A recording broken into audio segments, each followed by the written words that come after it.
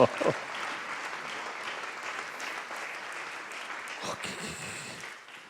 Thank you. Thank you. Today. 아무튼 가서 주사.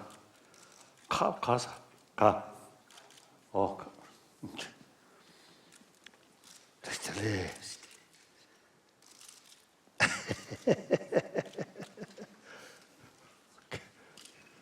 딱 그래.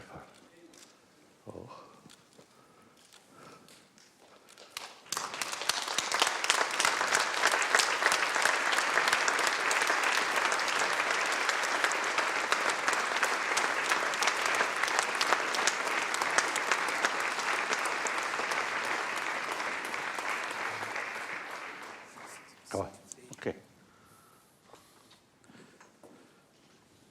Okay. I think this is for me, isn't it? Yes, that's for you. One choice, isn't it? Then I prefer this. So today, my head now no use, no work. Wow, il a casqué. Thank you. I always keep one sort of this kind of head in my back. Now today, no work. Sit down, please. Sit down.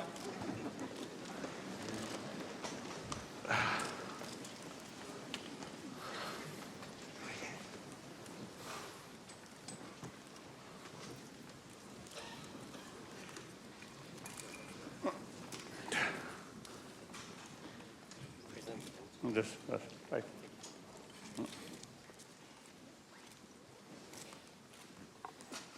Okay.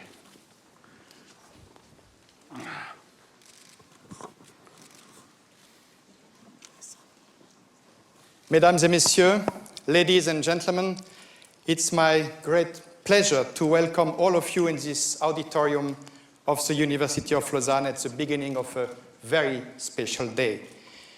You are about 1,200 people in this room, and many others are looking at this event in 4 big classrooms of the university or through our website.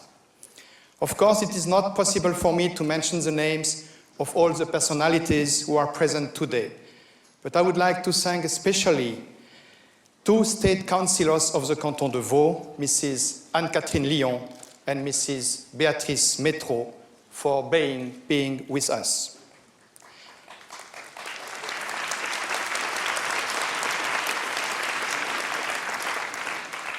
Today, I have the privilege to welcome His Holiness the Dalai Lama on behalf of all of you. I would like to thank His Holiness for making us a great honor to spend this day with us, to share his extraordinary experience, to provide his vision, and to help us to better understand the fundamental questions of life which we all have to answer at some point. Let me briefly explain why we have the chance of the presence of the Dalai Lama in Lausanne today. When the Dalai Lama decided to visit again Switzerland, he expressed his wish to include a day in a university in order to meet researchers and students and to discuss with them, because he knows that the students play a central role in each society. Of course, the direction of the University of Lausanne immediately confirmed that it was interested in organizing this extraordinary meeting for many reasons. But let me explain 3 of them. First of all, it is the responsibility of any university to give to its students the opportunity to meet important personalities. And it is obvious that a meeting with the Dalai Lama is a quite unique experience, which will certainly influence the scientific career and the personal life of many people who are here today. The second reason is that the humanities and the social sciences represent one of the main orientations of the scientific profile of the University of Lausanne. I am convinced that the development of the study of humanities and social sciences is crucial for science, is crucial for the population of our planet, and is crucial for every one of us. We are every morning impressed by the incredible progress of science and technology. Of course, this is very useful in order to bring us health, prosperity, and well-being. But this is actually a little bit dangerous in the sense that we may believe that technology will solve all the problems we have to face. However, it is clear that the real problems of the mankind will not be solved only by technological progress. What we really need is to be able to live together and to accept and enjoy our diversity, even if we don't know what will happen tomorrow. Therefore, the study of religions, of humanities, and of social sciences must be in the center of interest of any school and, of course, is a priority in this university. Today's contribution by the Dalai Lama will reaffirm this value. The third reason is that 3 years ago, the University of Lausanne got the responsibility to host a National Competence Center of Research called LIVES, dedicated to the study of life courses and in particular of the vulnerabilities in life courses. The subject of today's discussion with the Dalai Lama fits exactly into the perspective of this important research project. Aging is certainly a vulnerable situation, but it is much more a time where one is able to take profit of a very long experience, to contemplate what is going on with a certain distance, to appreciate the relationships between people, and to think at essential things. By the way, the University of Lausanne launched a couple of years ago an ambitious research project called The Benefit of Aging, in order to value some aspects of this particular step in a life course. For all these reasons, the purpose of this day is a discussion on some aspects of life, aging, and death between the researchers of the university and the Dalai Lama. I was really impressed by the huge number of our researchers interested in these questions, and I can tell you that they are working in very different disciplines. They are all in this room today, and some of them have prepared this meeting with the Dalai Lama with great care during many months. I'll let them the floor in a minute, but before, I would like to thank all of them for having taken this extraordinary event very seriously. This day is special because of the personality of the Dalai Lama, but it is also special since our researchers and students will have the opportunity to share their questions and their doubts with him, and consequently will get a tremendous motivation for their scientific work in the next few years. Let me conclude this introduction by some thanks. First of all, I would like to express my personal gratitude and the gratitude of the University of Lausanne to His Holiness the Dalai Lama. His presence in this room today is a gift, is a motivation, and is a moment of peace for all of us. I am very proud that the Dalai Lama accepted to visit the University of Lausanne. I am sure that everybody will enjoy this discussion, and I hope that His Holiness will also appreciate this scientific dialogue. Then I have the pleasure to thank all the scientists involved in the working groups for their excellent preparation and for their scientific input.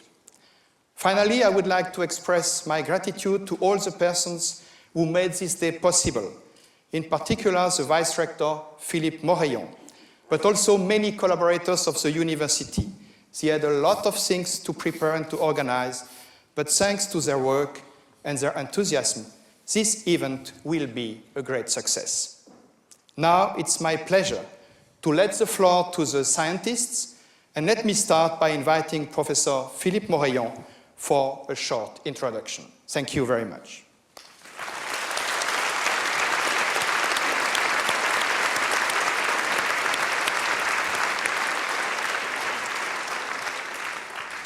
Thank you, Mr. Rector, Your Holiness, Mr. Ricard, Mr. Wangdu, ladies and gentlemen.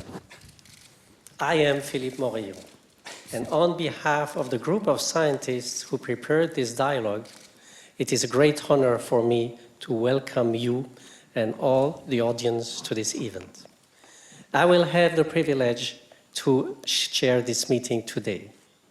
When we learned 1 year ago that you, Your Holiness, would come to our place to discuss the so important questions of aging and dying in peace. Aging and dying in peace. It immediately generated an immense enthusiasm among academics and practitioners from many fields, including medicine, psychiatry, psychology, social sciences, anthropology, literature, and history. These scientists, who I will present to you in a minute, worked together over the whole last year in order to prepare this dialogue of today. They worked on formulating common questions, sometimes very simple, that none of them could answer with their own science. The dialogue of today will be separated in 2 sessions. This morning, we will address primarily the question of aging, and this afternoon, we will address the question of dying.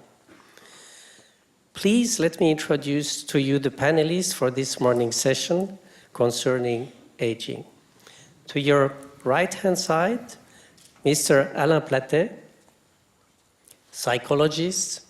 Mr. Plattet is a social practitioner in Lausanne. He has created a new community that integrates younger and older generation called Quartier Solidaire or Solidarity Neighborhood. Then, to my right, Dr. Stéphanie Monod, geriatrics. Dr. Monod is clinical chief at the geriatric section of the Lausanne University Hospital, or the CHUV, and her research focuses on emergency medicine and distress in elderly patients. Then on your left, Professor Jacques Besson, psychiatrist. Dr. Besson is professor at the Faculty of Biology and Medicine of our university and at the CHUV, and his research focuses on addiction. Next, Professor Dario Spini, social psychologist. Dr. Spini is professor at the Faculty of Social Sciences, and his research focuses on life courses. Last but not least, Dr. Yannis Papadaniel, anthropologist. Dr. Papadaniel is senior lecturer at the Faculty of Social Sciences of the university. His research focuses on society, medicine, and palliative care. This is not all. In the front of you, we have 10 additional scientists who prepared this dialogue and whose name will appear or already appeared on the screen. These persons are all part of the group and may ask questions from the floor. Is that setting okay for you? Okay, thank you. Then before What do you need? Before entering deeply Entirely up to you. Before entering deeply in the subject, let me start with a short introductory question. It is the story of a child asking his grandfather, "Grandfather, is it a good thing to grow old? Your Holiness, what would be your short introductory answer to this child?" Kabushan.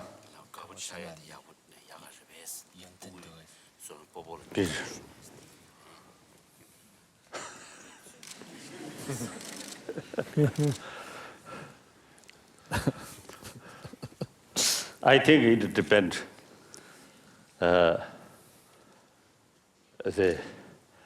What kind of life you led, you carried, God, you lead. If your life, a meaningful life, something good for others, then I think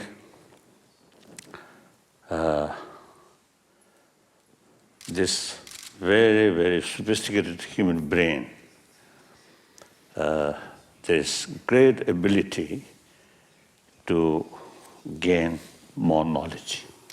There are two ways. One way, study, learning. Through that way, gain knowledge. Another, through experience. So, the old person, you may tell, oh, Karada,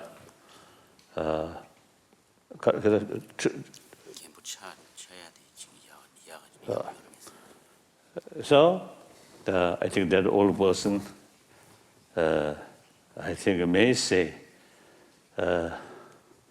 time always running. So naturally, eventually everybody become old. That question of the young person, young boy, also is eventually become old. So this is something, something strange thing. By nature, there's a process. So then old person, oh, I'm quite fortunate, now live very long, and led my life, more meaningful life. And so the old person may tell, oh, I have some sort of, some experience how to lead happy life. Thank you. Then another sort of old person, I think only think about material value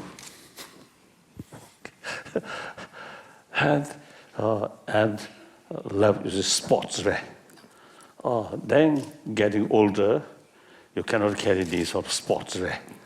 And even you find it difficult to hearing music, so some instrument put here, and also cannot see clearly.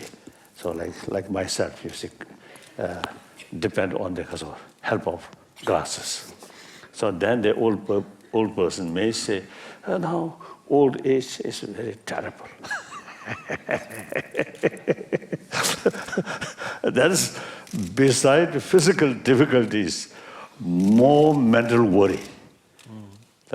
It's useless. But it depends.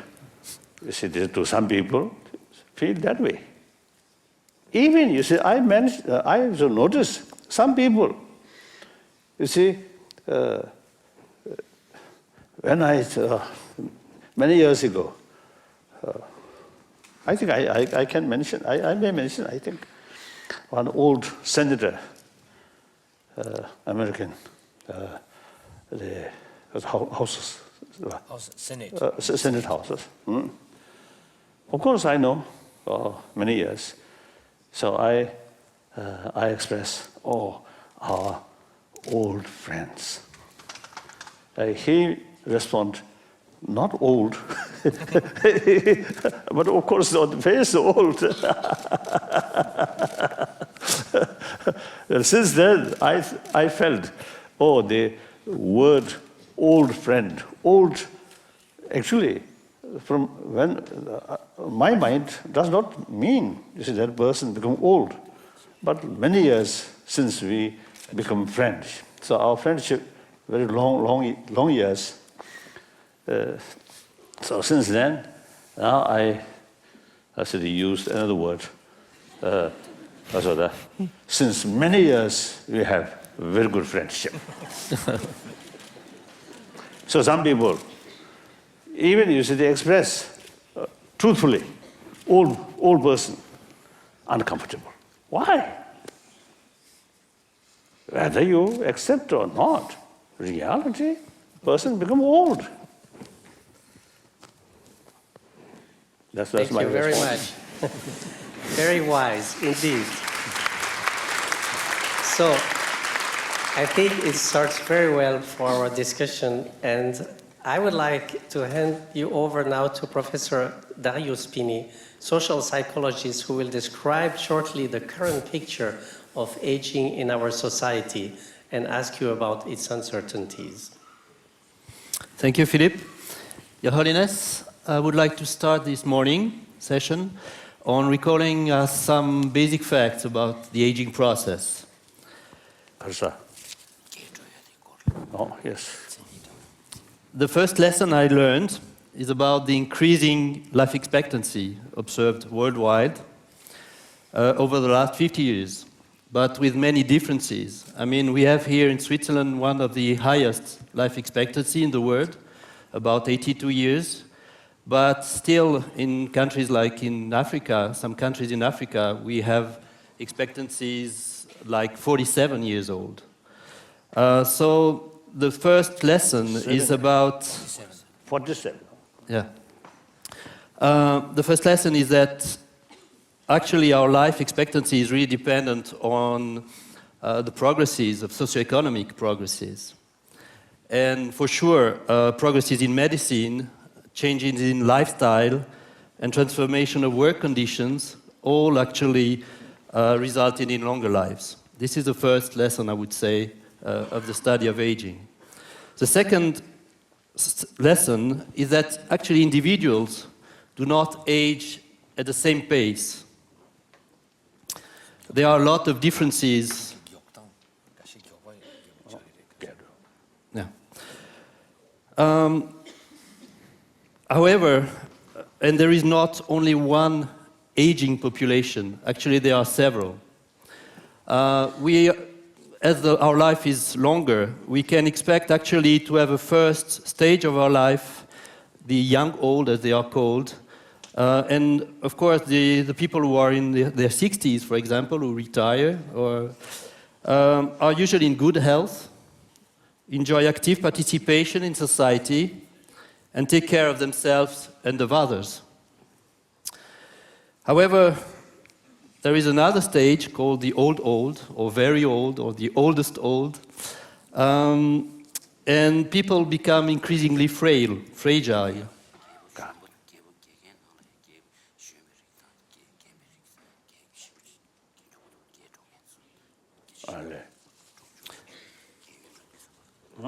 Right? When they become old, they become fragile and sometimes dependent. With frailty, actually, fragility, repair mechanisms are declining, and this has, of course, important consequences for families and for the society as a whole, who take care of the elderly. The third scientific lesson, and this is maybe the most important, at least for me, is that there are different attitudes towards aging in our society and individually. The first attitude is combating old age. There are a lot of negative stereotypes, actually, about old age, often wrong, but very persistent, and either by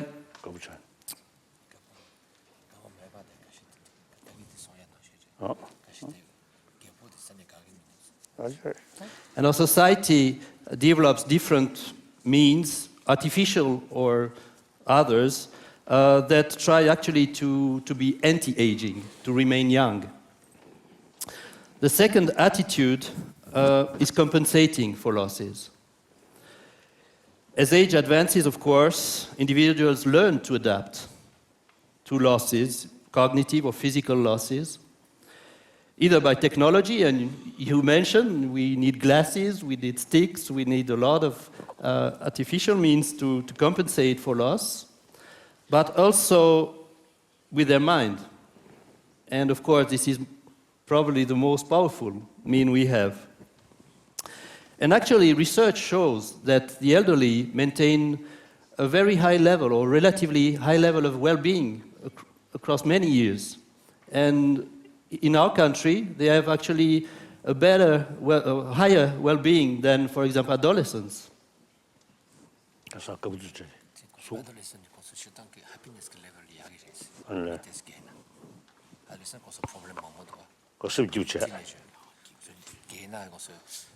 subjective well-being the yagres chitang mi mambo trina mi tong mambo trina.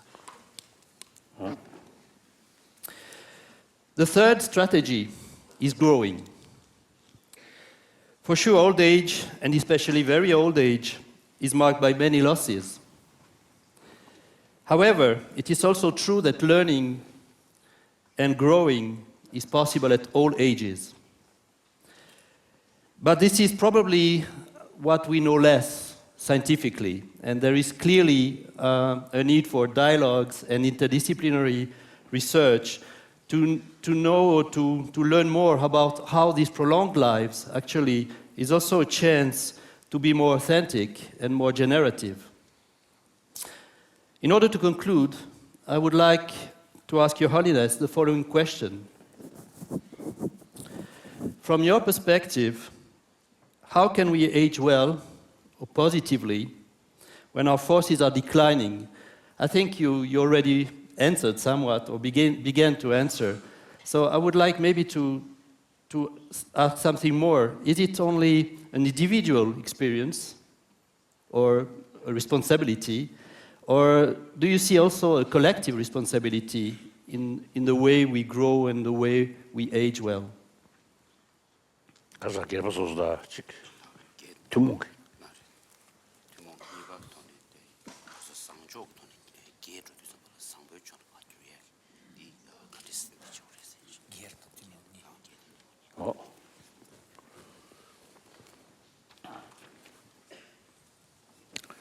The first question, how can we age well when our physical forces are declining? I think there are some of the different aspects, different causes. I think basically, as I always mentioned, the healthy mind usually is to create better health. Healthy mind means not only knowledge or education or knowledge, but mainly is a warm-heartedness. I usually call it that way. So a person keep more warm-heartedness or sense of concern of others' well-being. That automatically creates the inner peace. Because, once we develop genuine sense of concern of others' well-being, then there is very little room to harm others, to exploit others, and then cheating others. So automatically develop trust, friendship. So that I think very important element. Your own mental level, calm, peaceful, and to look your surroundings. Because you keep some kind of warm feeling, warm-heartedness. So that person also, get some kind of impression. Others also, looks very nice. If you keep suspicion, distrust, or as a person who often use lie or hypocrisy, because of your own mental attitude, when you look other people, these people also may, because of the lying to me, may take advantage of me. That automatically creates suspicion. That destroys genuine friendship. So no matter how rich, how powerful, in a world, that kind of mental state, that person always remains lonely, unhappy person. That's very clear. So perhaps I think you should take some more research work. How much relation, the peace of mind and old age. Old age, in the sense, really, physical really becomes something the difficult sort of situation. I think that this general thing. Now, another level. Of course, I'm not an expert. I think talking in the front of expert, I have no courage. But now, I myself, how old are you? 61. 61. Oh, young, compare me. No? So I think I'm oldest today. Nearly now 78 years old. So I have more experience about that. That's for sure. So you see, it seems from young age, person who train, I think more learning, and learning also, not learning, there are also two categories. One, simply use senses sensorial. Sensorial. Some seeing, hearing, knowledge, mainly from sensorial experiences. And another, not much depend on sensorial sort of experiences, but mental level, thinking, analyze. That we call analytical meditation. So that, the more experienced person on that level, mind becomes something sharp, always alert. So I notice some person, physically old. Sometimes it's physical, even difficult to move. But mental level, very clear, very sharp. So here is a degenerate, your physical condition. But mental level, still very clear, very alert. That you see, that kind of things also happen. Like that. So I myself, in what category? I don't know. I think third person must examine my mind. I think you see, the many occasions you see discussion with experts. It seems to see my mind not bad. Seems quite clear, quite alert. So there's no other sort of reasons. From childhood, you see, our sort of system, the sort of learning system, not just copy, but analyze by yourself. And then a lot of sort of debate, dialectical sort of. I think immense help, you see, to create alert mind and very sharp. Whenever you see something, immediately you can, because of distinction, right? Like that. And other point in the question? Oh, that's right. Oh, so this is the individual level.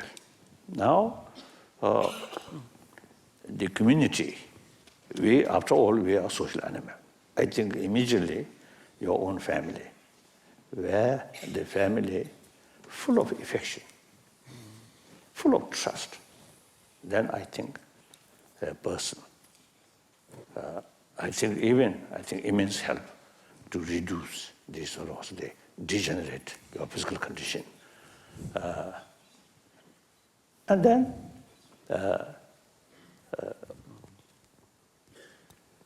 so some kind of say, so as a social animal, so surrounding a very friendly atmosphere, affectionate sort of surrounding, I think very, very useful, very helpful. So these things, I think, carry more research work. Then you can explain these things on the basis of your own data number. You can say like that. Thank you very much. Thank you very much. I think you mentioned a number of things, of which I would like to underline two in particular for our students, because there are many students in the room.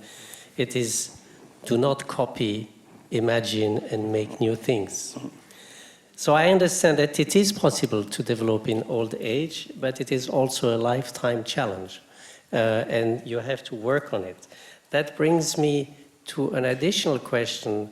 If now somebody is not only physically disabled, but also is growing old in his brain capacities to think, cognitive deficits, etc. And I would like to address you now to Dr. Papadaniel, anthropologist, for that question. Thank you very much.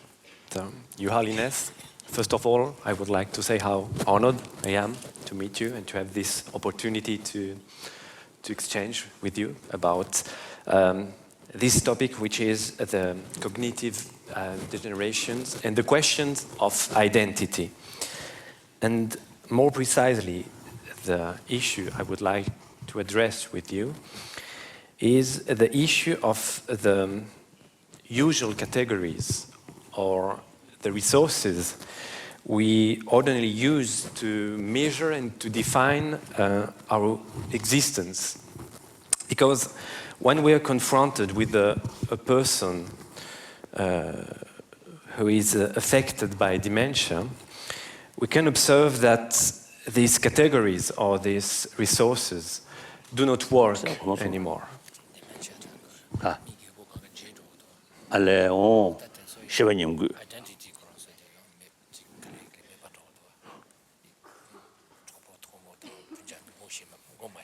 Alain, that these resources do not operate anymore. For instance, one observation amongst many others, which comes from a personal experience. I've been by my maternal grandfather's side for years. In my point of view, he was a great man and someone who had a happy life. But at the end of his life, he suffered from Alzheimer, and he died from it. Really? My grandfather.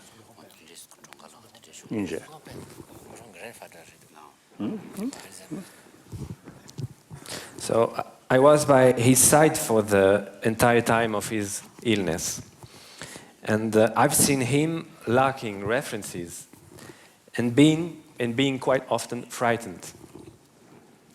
And more generally, we know that people with dementia may suffer from terrible dreads, as if they found themselves at the edge of an abyss. But I've also seen my grandfather and other people affected by dementia eating with appetite and having good spirits. And for instance, I've heard quite often my grandfather singing as well. So we often say of a demented person that she's absent. Nonetheless, this absence is only relative, because a demented person remains, of course, present. She continues to exist, of course. even though she does not necessarily answer our questions anymore. So, like a sort of deity, I can address a demented person without being sure that she will answer or that she will understand me. So, the general question could be, should we expect something from the demented person? Where can we find our resources to be close to a demented person who seems so far away from us? And my direct question to you is, do you have suggestions for us who seem a bit lost in front of a demented person?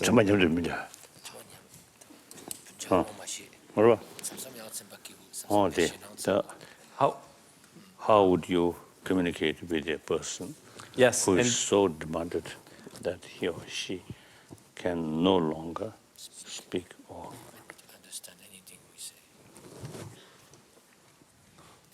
I don't know. I have no experience. That's difficult, very difficult.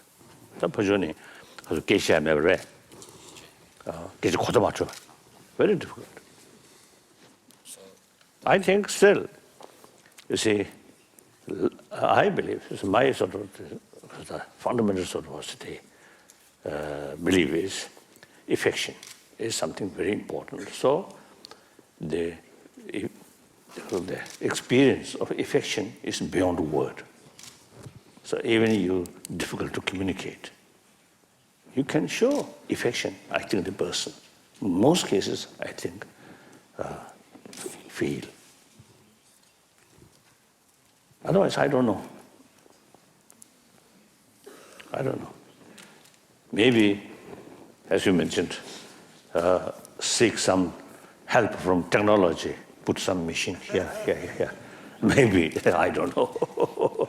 Some my friend, now not only you see they something here, but also you see put inside and some sort of metal here, and then relate it with here. And in some cases, even small things planted in brain. So maybe we may seek some help from such sort of expert, such technology. I don't know. Otherwise, I really don't know. Really don't know. And also, you see, there is, according to my own experience, you see, there is differences. The memory, name, difficult. Now clearly, there is a sign. Easily they forget or can't remember. But the face of the person, never forget. And that also is a word. It's a certain things, or like, I think the certain terminology, right? Never forget. So, Mingsi Chigurvata, right? Mingsi, Mingsi Re. That terminology is ready, Mingsi Rwa. Ready, Karuchoina. Ming, Lalabchi, the Chedra, Mataya. That Kasurpage. Term is ready, and Chamachachi. Karuchoina. Sometimes we forget names. People will remember the face. Sometimes we forget names of things and concepts, but the idea still remains with us. But we lack the faculty to express with words using the right term that doesn't come back to us. So what is the differences?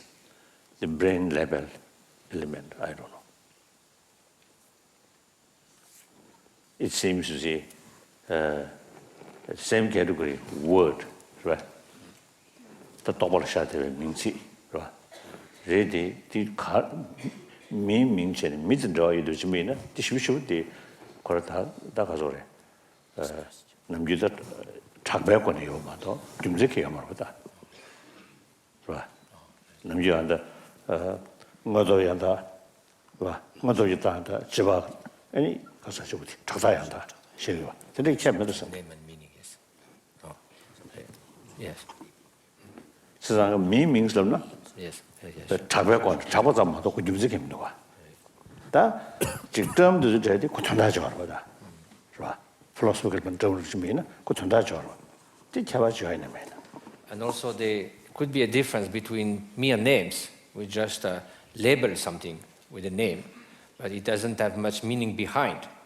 Now, if it's a word that is imbued like a philosophical term, and then it's not just a mere name like Lausanne or something, but there's a whole meaning behind. So then that meaning helps to connect with the name much more easily, or we may remember the meaning quite lively, even the technical name is no more there. But it's more difficult of names which are mere labels and doesn't connect with a specific meaning. So we might forget that much more easily because there's no connection with meaning. I think even human name, Matthew's no meaning. I don't know. John's no meaning. Now, one of my great friend, one German scientist, his name Wolf Singer. So, what a Wolf Singer. So, yes. So his name always remember. So there's some differences. John, simply John. Wolf Singer, behind that word is something so that always remember, much easier. I don't know how it works in brain level. We need more research work, more research work.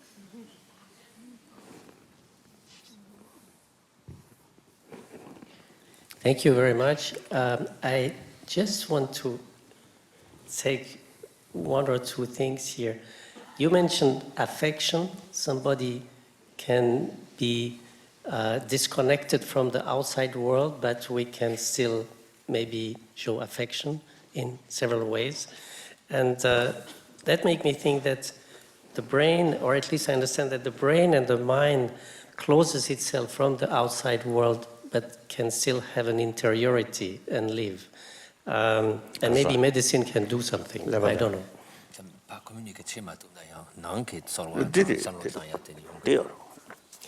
But that brings us, the scientific group, to a more sophisticated question, much more difficult for scientists, which are the notion of the mind and of spirituality.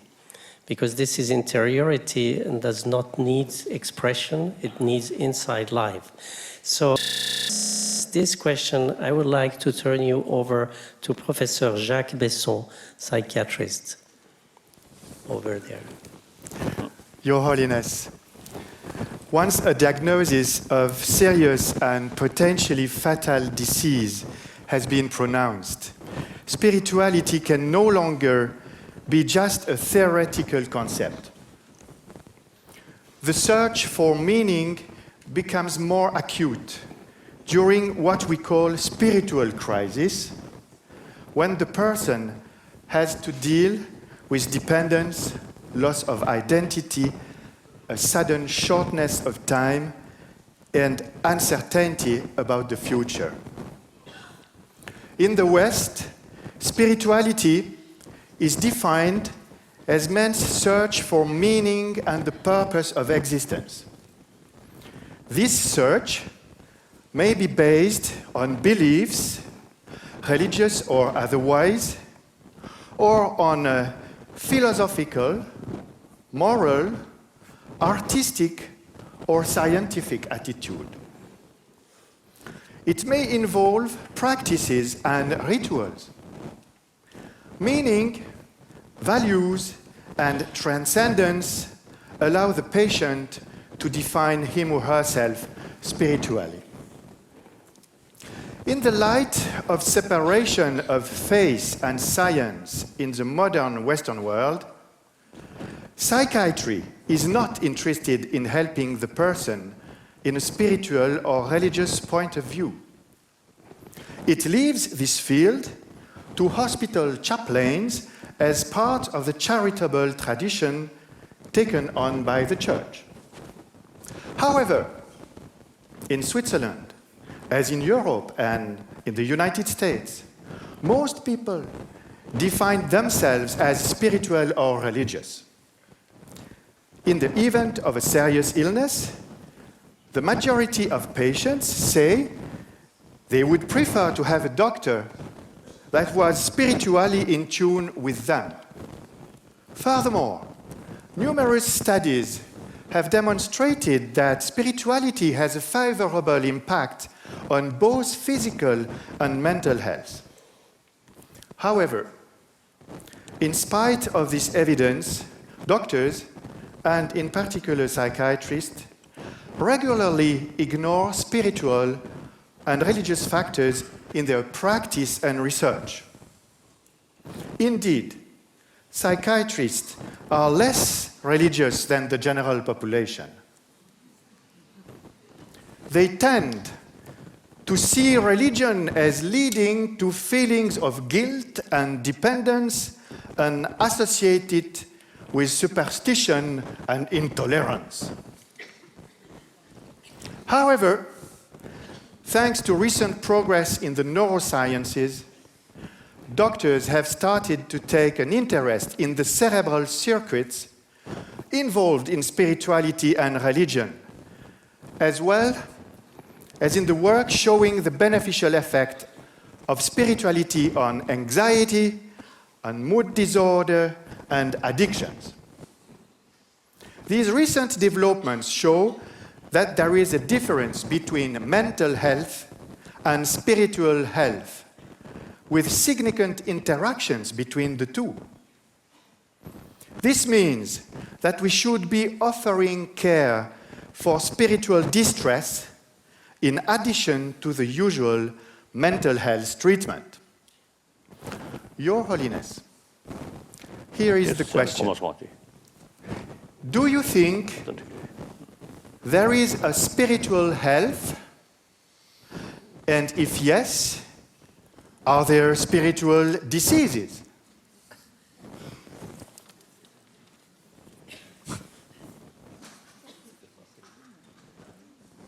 Page John locked at the spiritual disease of Chogmedra. So, the main spiritual disease is to have wrong views which are not attuned to reality. Okay. But this is a lot of complications. We need a lot of discussions. But in any way, what is the exact meaning of spirituality when you use that word? The quest for the meaning of our life and of the universe, should it be religious or not?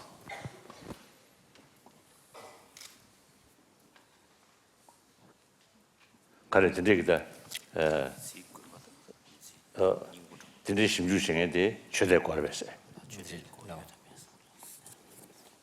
think.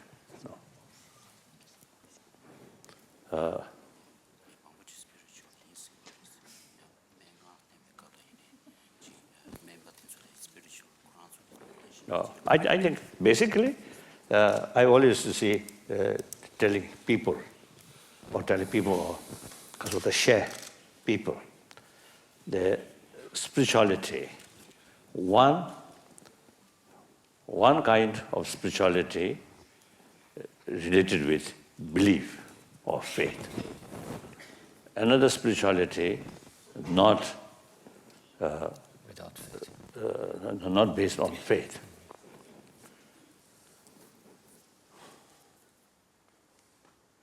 So then, spirituality, generally speaking, is a certain sort of values on mental level, not physical level, mental level, which is certain sort of views,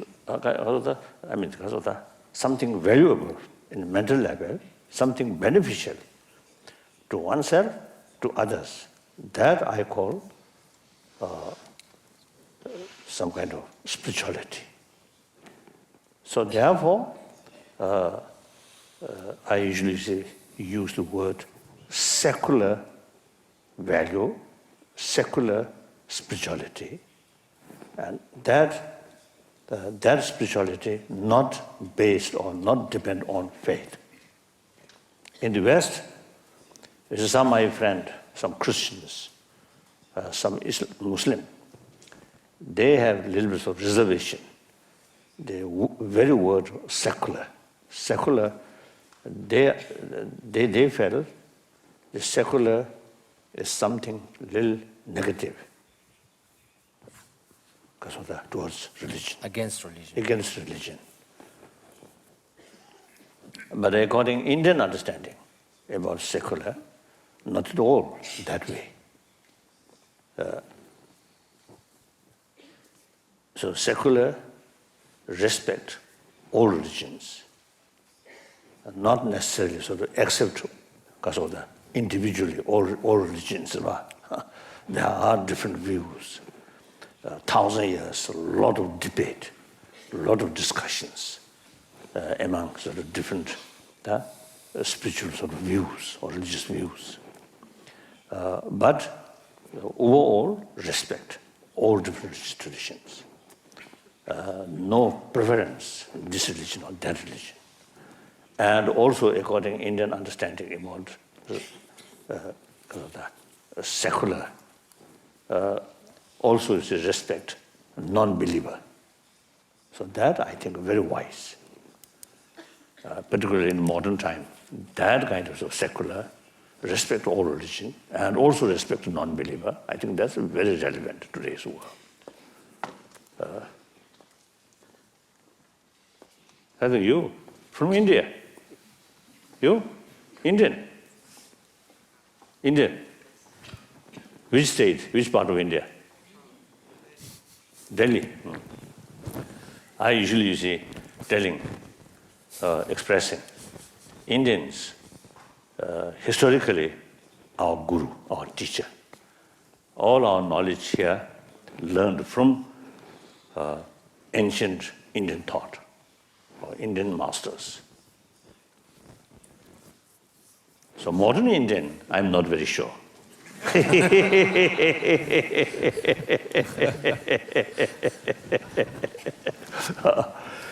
So, you see, two levels, spirituality with faith, with religion. Another spirituality without religious faith. That must be.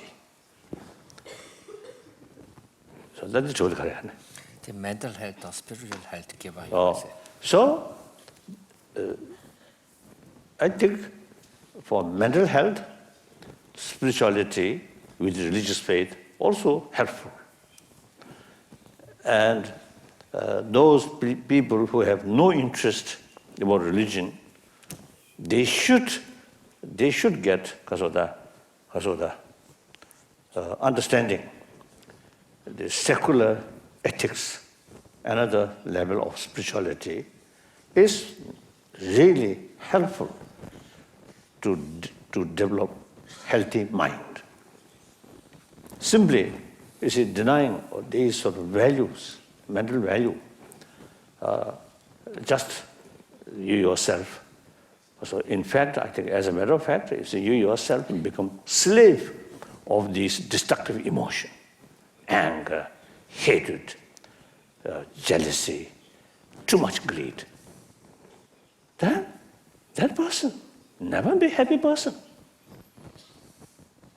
So here, you see, I usually call, we study, we learn how to take care of our physical health.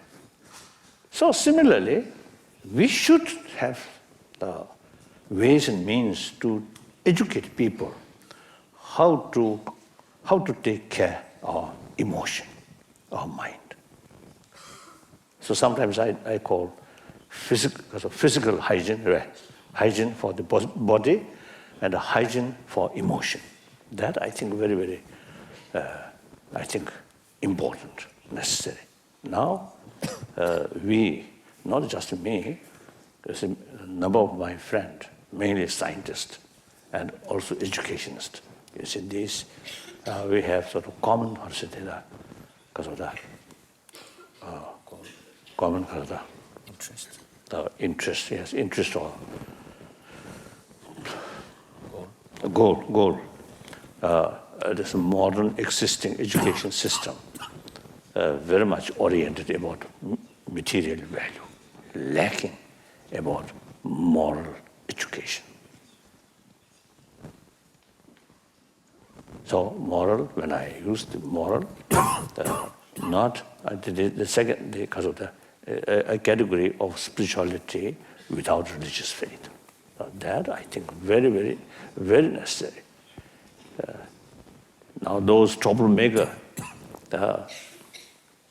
as far as their brain is concerned, I think very smart.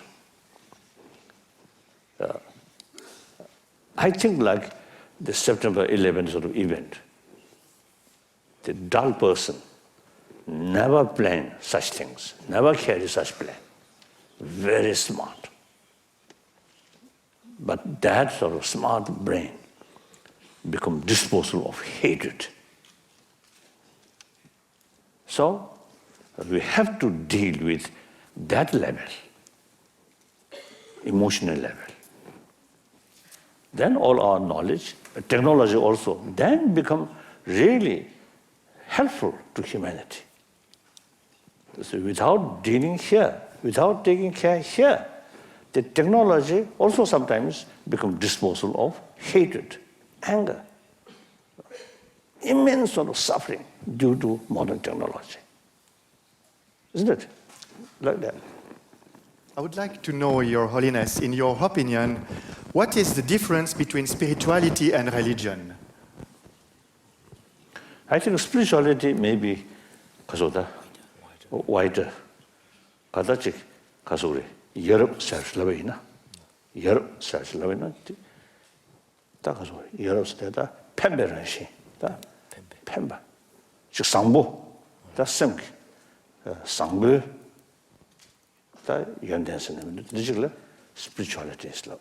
Ta dilu nangsiki and chode yoba. Chode the dra. Chode the madra. Dishatori. Chode the dra nalole. 지대고 문제를 쳐대. 지대고 문제는 쳐대. 다음 등에 쳐대. 다음 문제는 쳐대. 너무 쉽네요.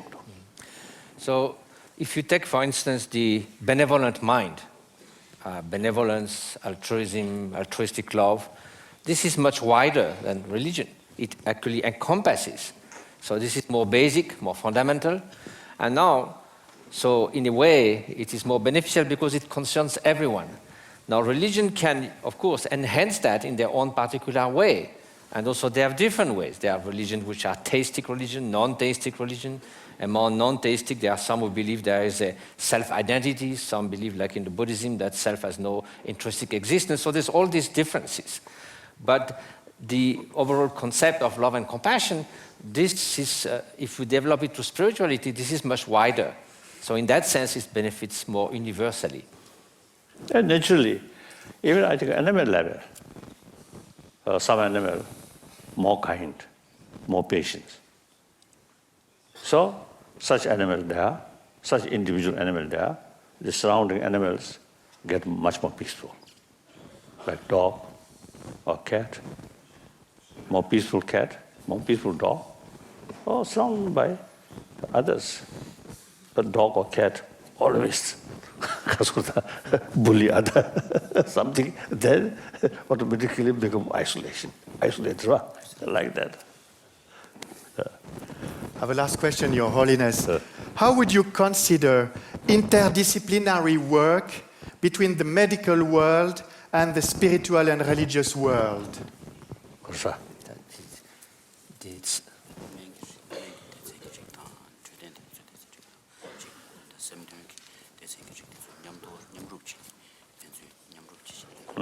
Here, I think Tibetan medical system. Actually, I think 8th century, some kind of semi-international medical conference took place under Tibetan emperors or auspicious, right? Auspicious, the Uchiwara. So participant, local physicians, Indian Ayurvedic physicians, the Unani physicians, some Arab side or Parsi, Persian, this side. Then Chinese medical physicians. So since I think after that sort of meeting, then eventually today's Tibetan medical system is some kind of synthesized medical system. So there, you see, not only talking about physical condition, but also mental condition. So that system more holistic, not only taking care about physical, but also emotions, these things. So I think our daily life, even dream, sometimes you see, without physical sort of pains, but mentally some kind of painful experiences, like nightmare or something. Mentally, you see, you experience very painful experience, but never touch physical.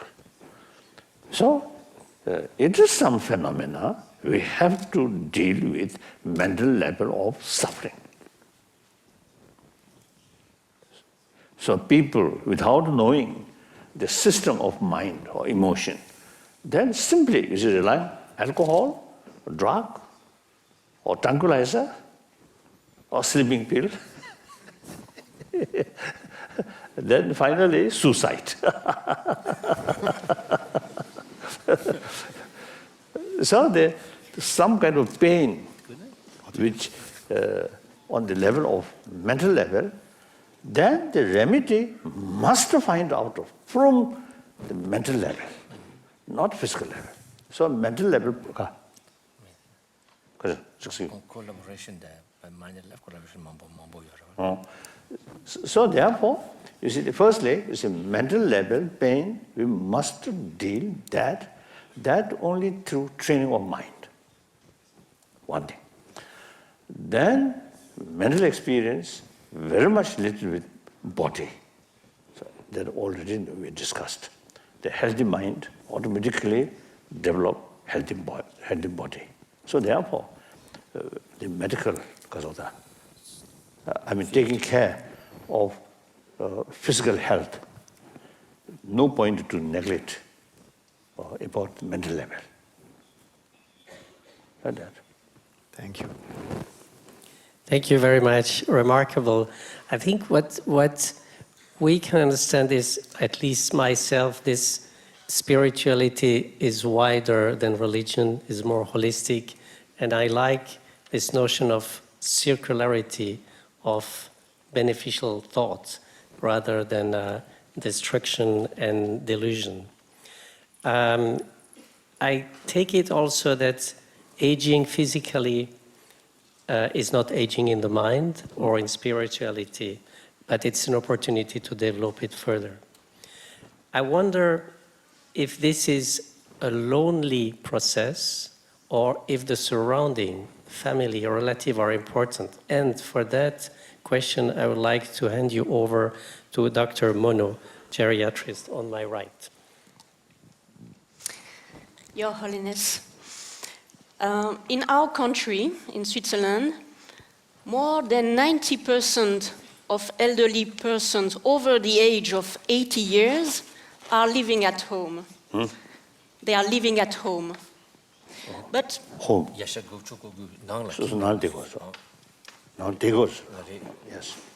But most of the time, these elderly persons are living alone. These elderly persons usually receive support from family, children, grandchildren, or other family members, and sometimes also from home care services. But one problem is that family members are less and less able to provide support to these elderly persons. One reason is that these children of elderly persons, who are typically aged between 50 or 60 years old, still have professional activities. And sometimes they also have grandchildren they care for in order to allow their children to work. Thus, the time for visiting and providing care to their parents is often lacking. As a consequence, some elderly persons really feel that they are a burden to their family. And as a geriatrician, I often heard patients saying their fear of becoming a burden for others. And some elderly persons will also express the wish to die soon, to protect their family. This is a very distressing feeling for the elderly, but also for their family. Another consequence is of this lack of family support, when there are too few family support, is that some elderly persons are forced to leave their home and to move in nursing homes to receive the care they need. And such move to nursing home is very distressing for most elderly persons. So my question is, could you say something about the fact that our family organization is no longer able to care for our elderly persons? What is your view on the fact that elderly persons are mostly living alone, often feel lonely, and sometimes are forced to leave their home and to go in nursing homes? Should we feel guilty about this?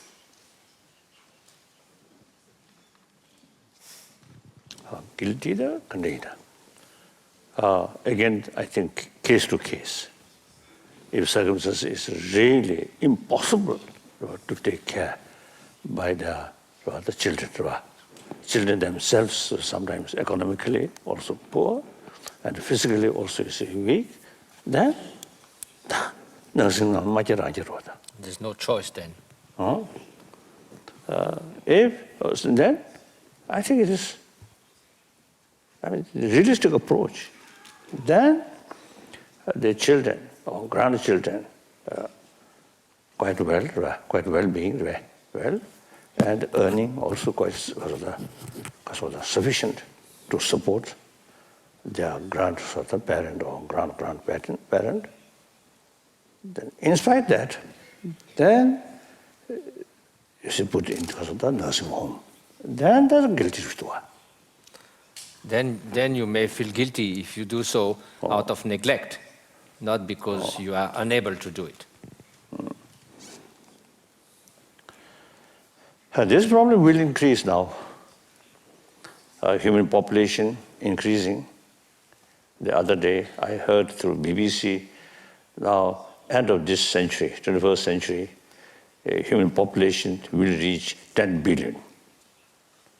The meantime, medical sort of care or these things, also you see lifespan increasing.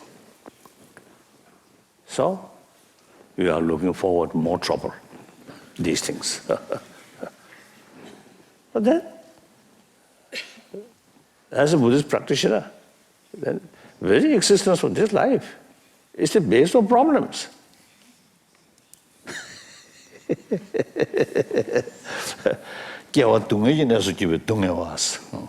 So from birth, actually, there is already suffering of birth, and it's ongoing process of having to face suffering.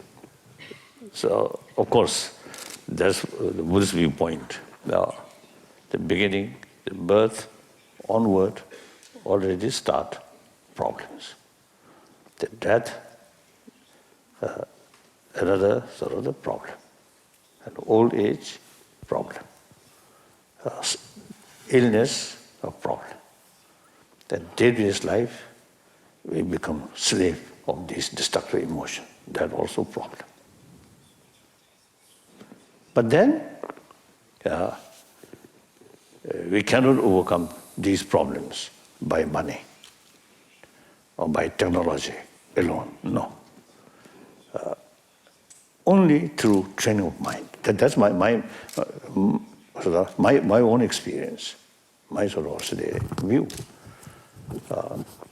So through training of mind, when you face these problems, instead of instead of feel sadness or helpless, but you see can translate these problems becoming more enthusiasm. I should just carry my life meaningful, sensible. Then at the end, you feel no regret. I led my life meaningful way. Now time come my death, happy. So only thing can overcome this or can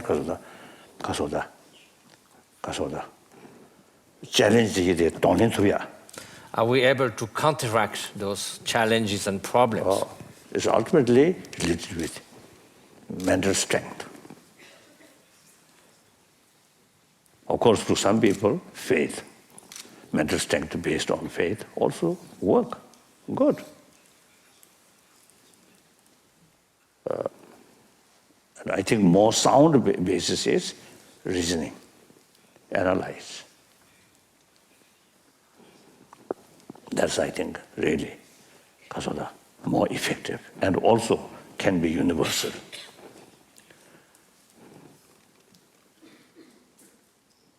See, some certain of mental strength come from faith. It's never be universal. There are different faiths. And non-believers also there. So these we need. This is more research work. And I think we should not content now, particularly like universities, these. You see, you should not take for granted what you say you already have. Now this is sufficient enough. Should not think that way. Time changing. Reality changing. So as I mentioned earlier, the population will increase. And then I think one serious of the problem, gap rich and poor. We must tackle this. So that means poorer section of people's living standard must improve. So then world nature resources also is a problem. The nature disaster now will increase because of global warming. So there are signs of a lot of more problems will come. So we must equip, you see, because of the facing these sort of new challenge. Technology also very important, but ultimately here, even sort of the willpower, determination, also very much related with motivation. Anger, hatred, never create sort of reasonable determination. Only love, compassion, or affection. I feel like that. With combination of knowledge. Okay, thank you very much. That is another important message to universities, the impermanence of nature, and things change, and we have to change things all the time. I guess Dr. Monod has a second question to this. Just to follow, in order to give the most meaning to this situation of loneliness and elderly persons who are living alone at home, which pathway do you think we should take? Should we try to modify our social structures to reduce loneliness, maybe create new family circles or creating activities? What do you say? New family circles? New family circle. And better integrate elderly person in society? Or, on the other side, should we also encourage this spiritual development of persons to increase, as you said, inner peacefulness and reduce distressing feelings regarding the end of life, whatever the social environment is? I think one practical sort of idea. A few years ago, I was in Stockholm. Actually, at that time, you see, the newspaper also carried a report. Some people now carry some sort of practice. The older people, of course, physically, you see, unable, then different matter. But otherwise, you see, those retired people, so they arrange their sort of work in casa limit, like that. With younger children, to put together the eldest and the youngest. You see, elder people, you see, get a job, you see, taking care of these children, young children, telling stories, in some extent, you see, play together. That, I think, both sides. I think many positive sort of, because of the positive things there. The children, generally, you see, loves their sort of the grandparents like that. So feel like that, mixing with then naturally, you see, these old people sometimes you see more human feeling. The working class people concentrate more on work. So on time come, on time leave. Always think salary, or holiday like that, I think. So those retired old people, they are free. So mixing with children. So I think children also, perhaps receive some more care, more affection, and also some stories. And then these old people also, you see, mixing with children, they also they themselves feel more younger. When I give talk, students, a short moment, I also feel now I'm younger. When I talk old people, very old people, then I have the feeling, you go first or I go first.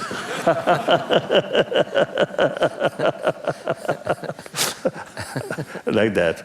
So I think both sides benefit. To children also, you see, received more sort of genuine human affection. These retired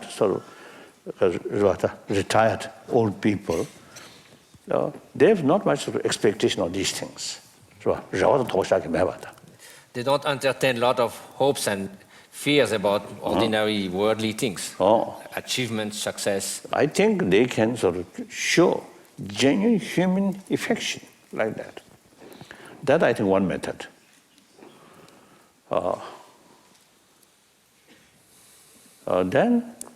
Then individually, as I mentioned earlier, if person who have some sort of experience, training their mind, or interest about mind thinking, then so long your mind capable to think these things, then actually the very healthy person deliberately try to seek hermitage. Oh, yes. Oh. So, see, then become old. Hermit. So, like hermits who just spend their time training their mind to a more healthy mind, they don't... So they themselves, you see, prefer lonely.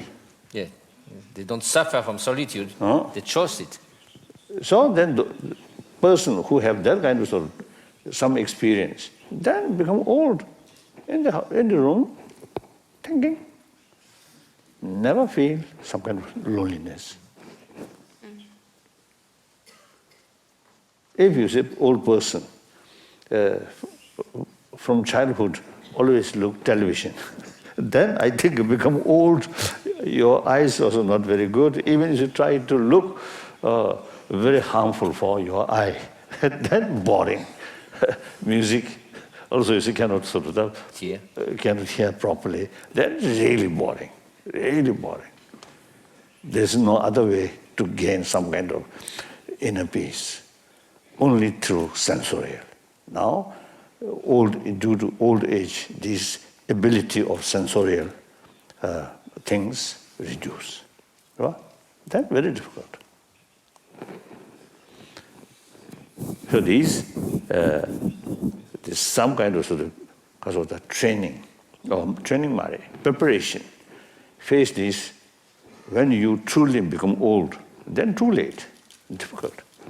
So from childhood, through education, I think some sort of knowledge, some inner ability, then that person become old, then no worry, already equipped how to lead your life. Even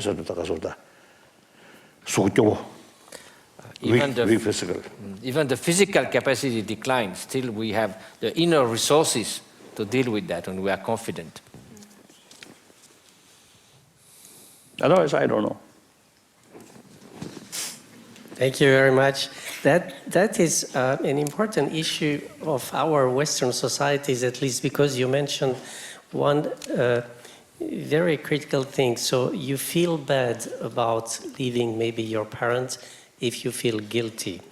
And I would add, what makes you guilty is this society, because you may have loyalty to your boss and you go to work, but you do not take care of your parent, or then you do not take you take care of your parent, but you do not go to work. Our society is kind of hyperactive and keeps being hyperactive.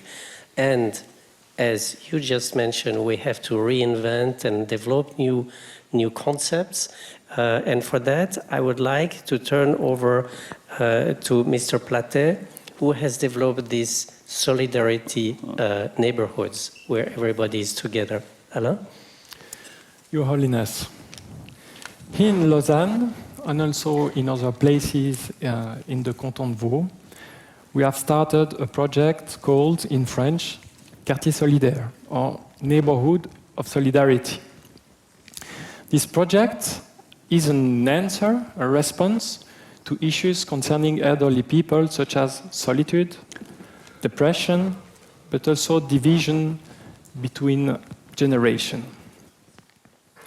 The main goal of this project is to stimulate solidarity within the communities by developing social link.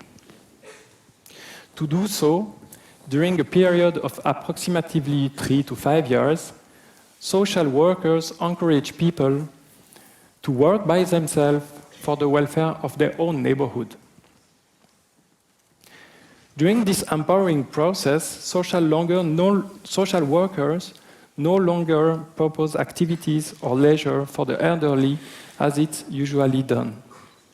They specifically now always let them initiate and develop these activities by themselves. And it works. Every time groups are created within communities, and they do offer activities and leisure, such as walking group, drinking coffee together, dance class, and so on and so on. Actually, basically, the atmosphere in the neighborhood is becoming just more nice.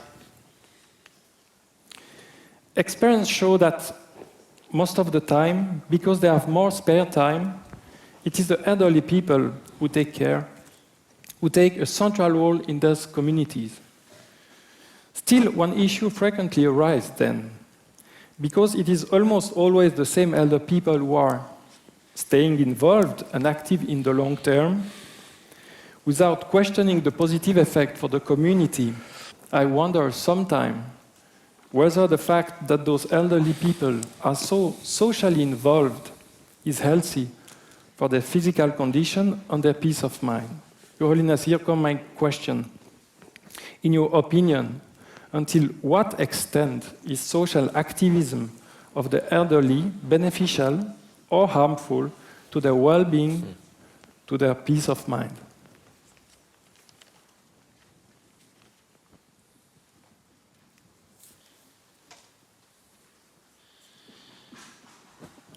I think I already still mentioned the old people, some kind of sort of work, and then they feel because of that some purpose, generally speaking, right? Ordinary people, some sort of serving to young people or any sort of other work, then feel some kind of useful. So certainly, because of extend the social activism of the elderly, beneficial, certainly beneficial, rather harmful. In what sense? Harmful in what sense? They are so engaged. There is kind of patient. There is passion in it. They are doing really so much that at one level, I remember people get almost scared about their hyperactivities for their health, but also for what they feel responsible for. Because indeed they are recognized, they are valorized by the view of the other and society. Oh,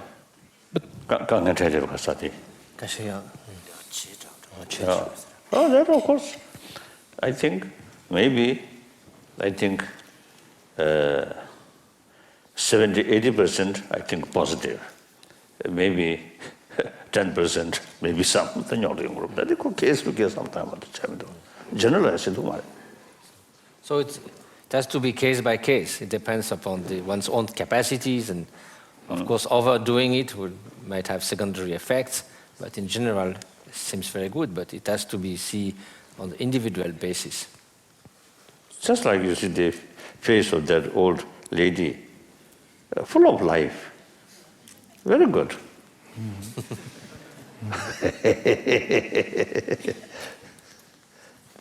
So that's why I view like that. Of course, this is human problem. We cannot generalize. Of course, because some serious or common things we can generalize. Otherwise, you see this, we cannot generalize. Human mind, so many different mental dispositions. So therefore, even it's a certain method, everybody generally is consider something very positive, but one particular case is very harmful. That always happens. Thank you. Thank you very much. We age and we are growing older in our societies a lot, and that will be future challenges. In the West, but elsewhere as well, aging is due to wealth and to medicine and improved healthcare. These are new challenges for medicine and society. And I would like to have a question from a medical student to have his question on this future. Your Holiness. Your Holiness. Not working.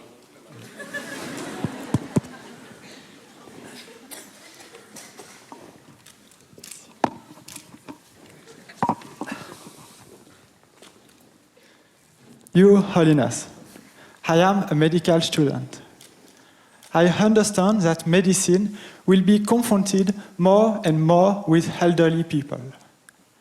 This is a relatively new and big responsibility. In your opinion, what will be our role as young doctors in accompanying elderly patients? Kasa.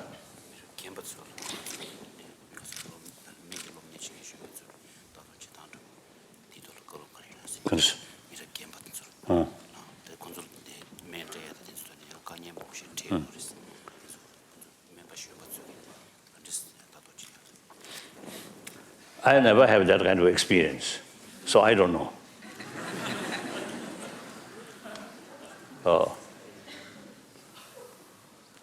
If you really want answer for that, I think let me spend at least a few months taking care of old people, give medicine. I think if I engage or committed to such work, maybe a few weeks full of enthusiasm, and after a few weeks, my enthusiasm may melted like ice. I appreciate this young, bright, with sort of determination to serve these people, these needy people. I really, appreciate. Very good. Now, young person, you see, while you are engaging this work, you see, I think occasionally, because of the person who has the same type of work, some meeting, and so try to get different experiences and how to deal these problems or discuss among your same group. Then you may find some new ideas, new way to deal. That's the only way. Further progress. I don't know. I have no idea. Sorry. Thank you. This is a real challenge. So I will come back maybe to the beginning now that we discuss for almost 90 minutes already. So this is the child asking his grandfather, "Grandfather, is it good to grow old?" And the grandfather would tell him, "Just sit down and let's talk." And the grandfather would tell him, "Yes, it is good to grow old." And he will tell him, but not in any way, in the way, and he will just mention the whole story you told us this morning, because I took notes, so I can give this back to the child. But this is not our reality. Our reality today in our society is that we do not have time to think, or not much. We do not have time to build up interiority. The values are essentially business, work, Yale, etc. Now, what would you tell to our students, for instance, in sociology or in art or in literature? What should they do in order to go to a, say, romantically better society? Better society ke chitang ke kalop kan de yong re is kasin na mai mang chewa business ta ta ki jitang ke chawa the so che yang jima ge bo cha de ki mo shita cha le that as a result of meeting with many scientists, many respected scientists, or well-known scientists, and also educationists, and also social worker. See, we sort of the common view, conclusion, the existing modern education is not adequate dealing with these problems. Mainly, you see, the mind, intelligence. Nowadays, many is due to something lacking in moral principle. That's why you see many problems individually or because of society, socially. So now the point, how to introduce in a modern education system about moral ethics, entirely based on secular way, not touching religion. Then, in fact, these secular sort of ethics are basis of all religion. So there's no contradiction. Or fuller knowledge, or fuller sort of experience of secular ethics, then add religious faith is further sort of enhance these values. So it's not at all some negative towards religious faith. So in the past, this is some I think I mentioned Lama Sunge.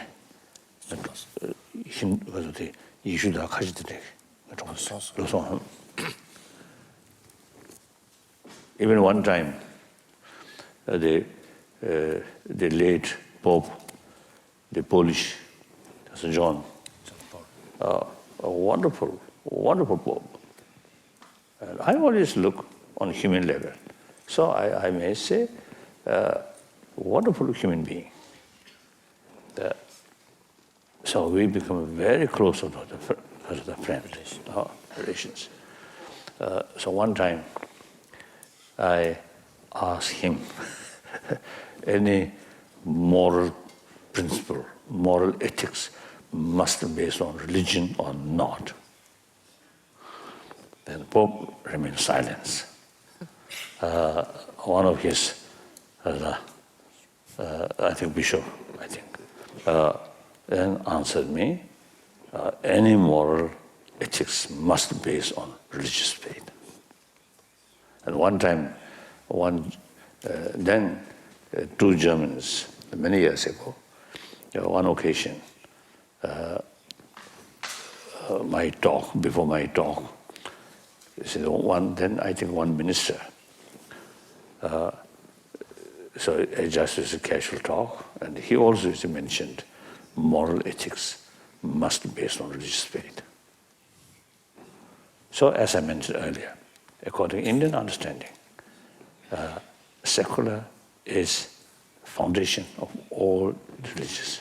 So secular ethics not based on religious faith. I think opposite, religious faith based on secular ethics. Secular ethics itself not based on religious faith, like that. So that I think we really need how to introduce in existing modern education field the educate warm-heartedness, not sort of say, oh, that's God's blessing or God's grace, or to Buddhist, if you practice love, compassion, eventually you become Buddha. Not like that. Simply, in order to carry also the happy person, happy family, happy society, the physical health, everybody knows physical health, very important. But equally, mental health is very important. So mental health, not relying on medicine, but through training of mind. So I think we can introduce that. So we're already working, making draft the secular ethics in modern existing education, secular education field. So we already with help of because of the cooperation, some universities in India and also in America. So perhaps within, I think, few years, perhaps we may produce some sort of curriculum. Then try. Now, for example, Switzerland, I think one or two schools, let them carry lesson that, and then watch the result. If the result is satisfactory, then 10 schools or 100 schools. Then eventually, because of the whole nation adopt that kind of because of the curriculum, like that. So that's, I feel, only way. So all these things, also the future of humanity, very much, entirely, I think, based on our education. So education is so important. Yes, indeed. I was thinking while you were discussing. So then, chancellors, professors should be real teacher, not me. these people must be the real guru. And you bring The new generation. New generation, thousands new generation. The religious teaching, only a small group here and there, like that. Even some good people, small there, majority don't care, not much effect.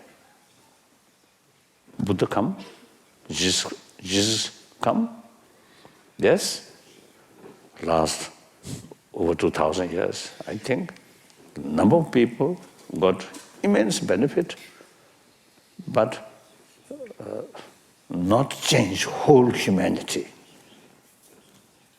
So now education have the ability, possibility to change humanity's way of thinking. Through that way, humanity's future can be a better one, can change. So you are very, these universities, education institutions, extremely important. Then the moral ethics must start from kindergarten up to university level. So here, ancient Indian knowledge about mind, emotion is extremely helpful. So including Buddhism, particularly Nalanda tradition, a lot of information, a lot of explanation about emotion, about the system of the emotion, and how once you know sufficient knowledge about the system of the mind, emotion, then much easier to deal. Without knowing that, just one word, mind, how can? Like that. So we should, universities actually discuss together, and students from whole Europe or worldwide discuss together, but we never reach, for some reason, what the ideal that you mentioned. So for instance, I was thinking of a curriculum of global ethics, because techniques we can learn everywhere, but ethics and moral we cannot. You mentioned that you were doing this in India or in the United States already. Yes, we are doing. Now, especially the last, I think, 25 years ago, you see, we already, established Mind and Life Institution. So, last over 2 decades, serious research and discussions. So, individual level, I think mainly individual level, you see, they carry some teaching of secular ethics. And then also, I think, discussion among science teachers there. Scientists, educators, you see some discussions in America, mainly I think in America. Now, I think we already established one branch of that in Europe, I think in Switzerland, isn't it? Zurich. Zurich. So we are now, our work extending. So now in India, also now, some universities is already showing interest to establish the branch of this work there. Then I think eventually in China. Already I heard there's some universities in China already showing interest about our work, mind and life. This already. So therefore, the more and more institution or people showing interest, then we develop more enthusiasm.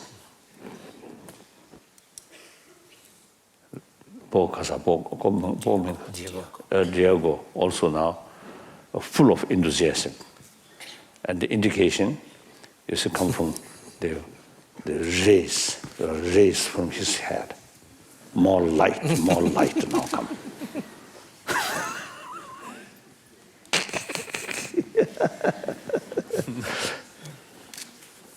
So I really, then what next? Oh, the next one was, I take it that we have to do that. I take it also that it's not so easy because usually people talk together and then they go back and they do their usual job. But let me go back to aging and address the elderly students, if you wish. How can we learn when we're old? And I would like to go back to Dr. Monod for that. Okay. Yes, I understand that education is very important to develop this inner peacefulness. But for these elderly persons nowadays, who were not used to develop this peace, this inner peace, do you think it's possible to change at 80 years old when these persons are suffering physical disability and so on? Can we do something? What should we do as clinicians? I don't think it's any sort of effective method. This is we must cultivate from childhood. Otherwise, you see, within a short period, something difficult. Unless now a modern medical sort of field, some operation, brain operation here, then remove all these sort of part of brain which develop worry, anxiety, remove that, and some other sort of brain which develop affection or enthusiasm put inside. Otherwise, I don't know, really I don't know. Training of, as far as the training of mind is concerned, the time factor is very important. Decade by decade, then can change our mental attitude. Otherwise, very difficult. So all this must come from voluntarily, not sort of compulsory or imposed. But sometimes religious faith also, in a way, a little bit sort of imposed. So now only way is volunteer. In order to develop sort of the enthusiasm to do that, you have to make clear all the values, the certain mental attitude, and harmfulness, some certain mental attitude. Then the person, everybody wants happy life. So then naturally, a certain mental element which actually create a lot of worry, a lot of suffering, pains, then deliberately try to distance these positive sort of emotion, then deliberately try to make effort. So this long process, isn't it?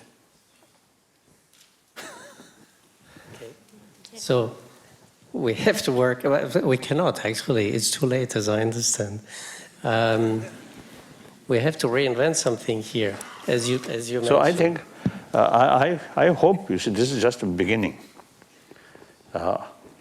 I very much appreciate, and all the presentations of questions are wonderful questions, practical questions. So everybody, you see, they sometimes find it difficult to tackle these sort of problems.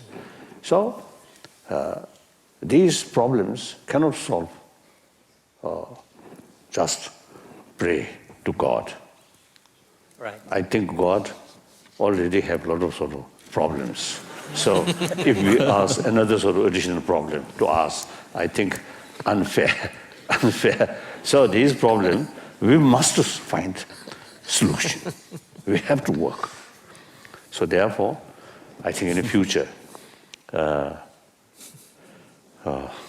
some sort of experts, some concerned sort of professors, some senior student or younger student who have genuine sort of interest in this field, then from time to time some discussion.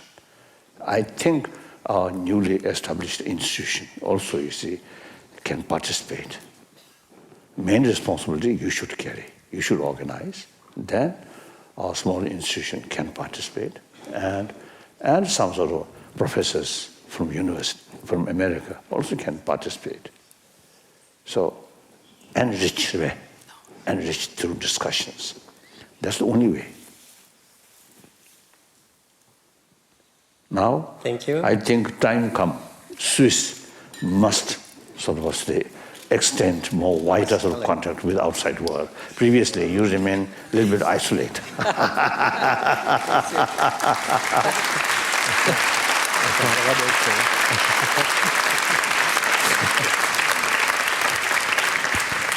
This will be an incredible cultural challenge. Before maybe a last question from myself, I think Dr. Papadaniel has a question for you.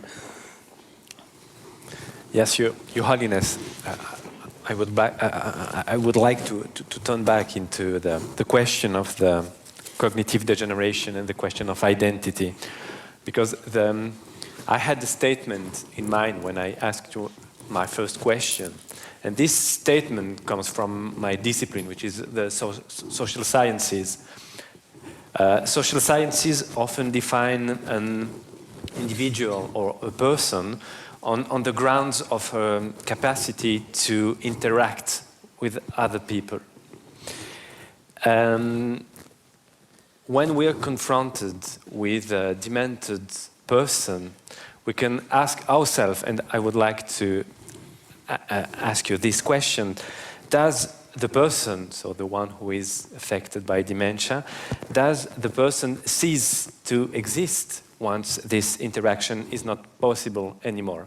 Because I have a sentence in mind when I ask you this question, which is quite a famous sentence. I think, therefore I am. So what happens when I'm not able to think properly? Correct. Samlo yabu samatunda chikche ni de mi shembala jawa chematunda ravala karo chi tas dementia sine Alzheimer disease awochi jawa me pache ta dila ranke existe awochi yoreve sakasna nga shembal jawa me ba ngaro yang samlo yabu matana ta kare lui de yores ta semke yondende ci mambo dosare wala pa su ken jawa ya chikche te ne ranke ya pu samlo ta ya ni de dosane ta di mena sorta di mena ta la khali la de years still life there, still that person is a human being, so eating, sleep, so still a human being. But where nalo de samlo ta ya kan de years what nalo samlo ta ya kare lui de years.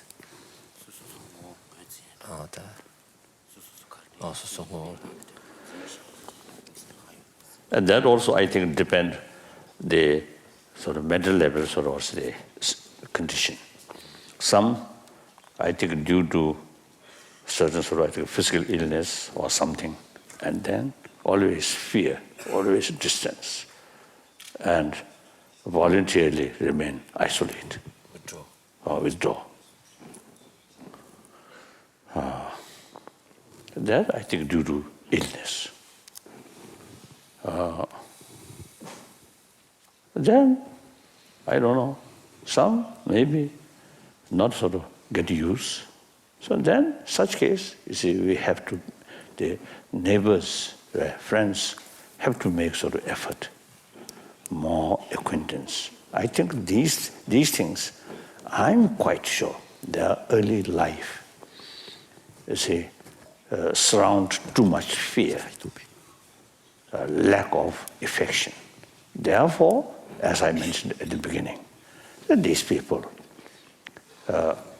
become then, you see, more because of the distance and prefer remain lonely. And actually that no any benefit.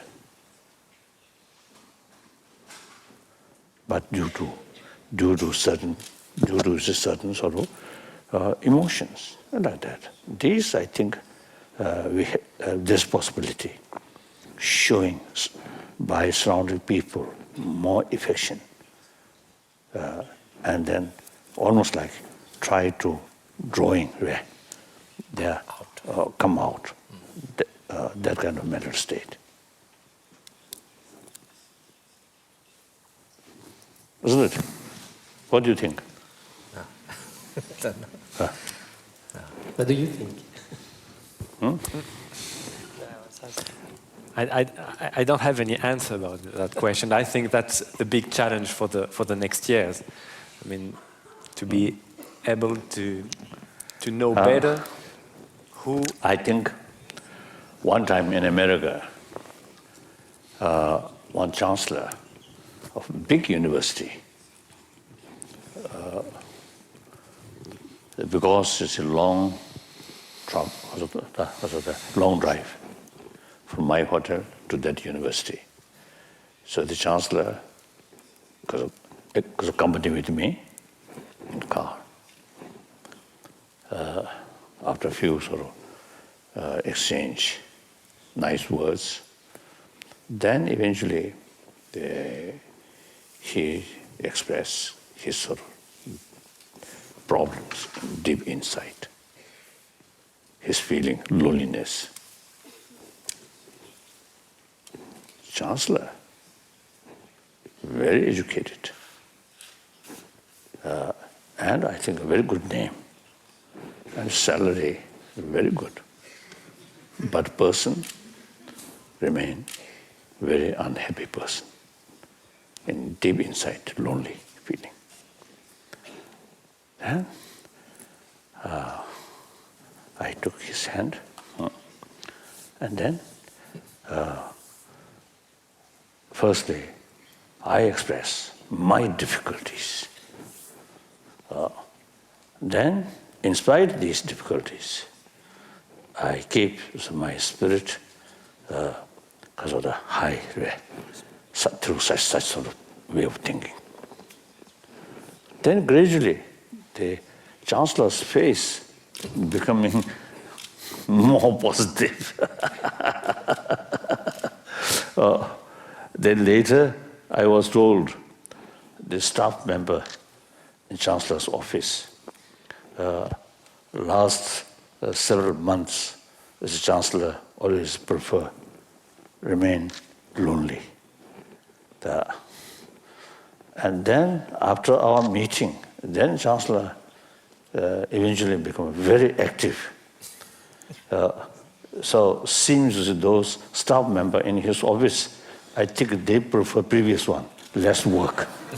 When you see chancellor become very active, they get much more job, much more work, much more busy.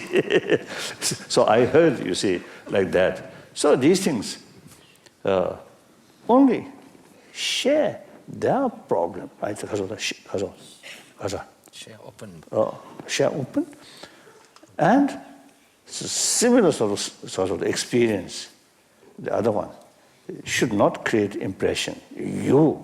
Some particularly, you see, the bad luck. Not that way. We all, you see, facing that kind of experience. However, you see, we try our best, you see, to overcome these things. Then that person, there's one story in 10th centuries ago, 10th century,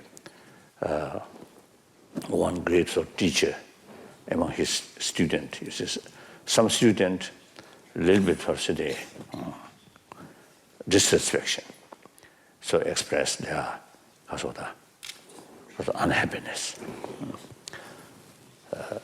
Then the other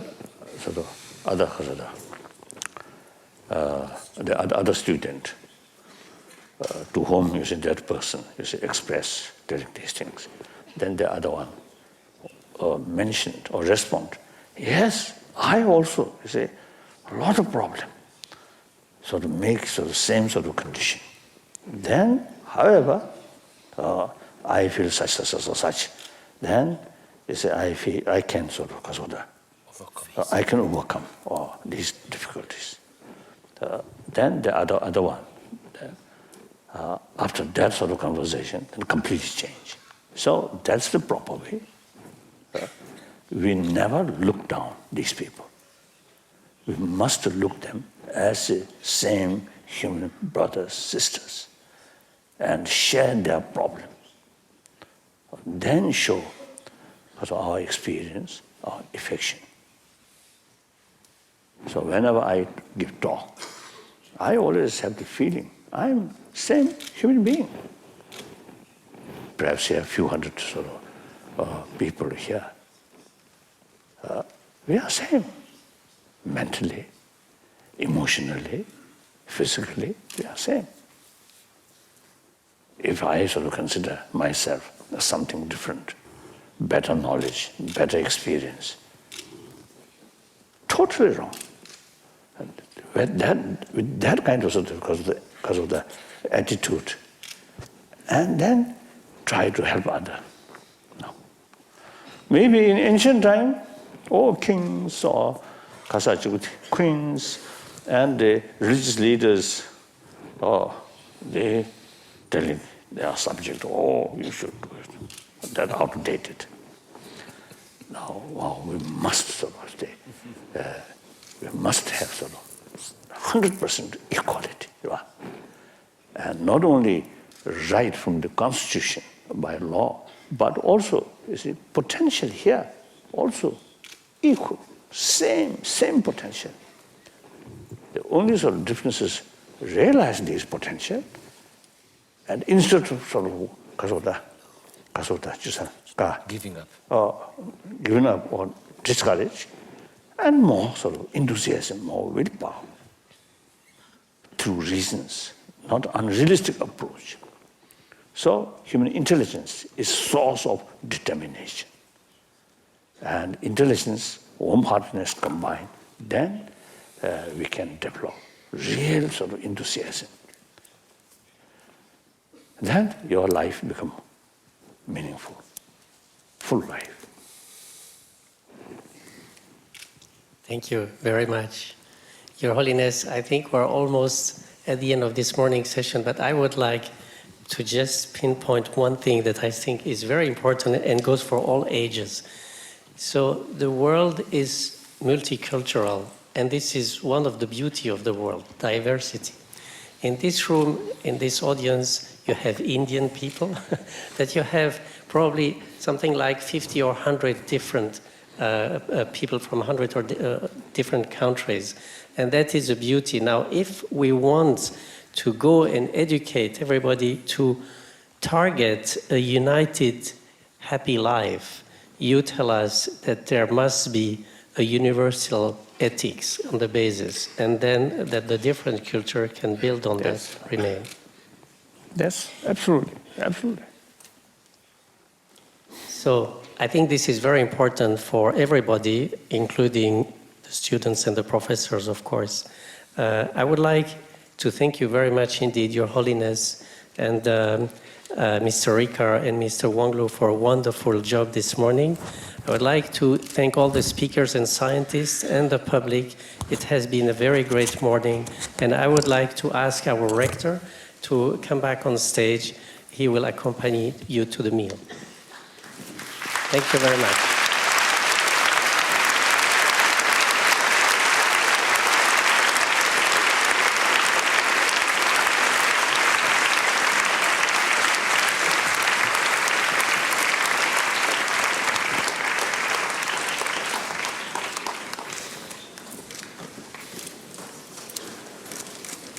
Thank you. Thank you very much. Afternoon, different participants or different, same? Same public, same Oh, good. No, other participants on... Other people on the panel. Oh, Kishore.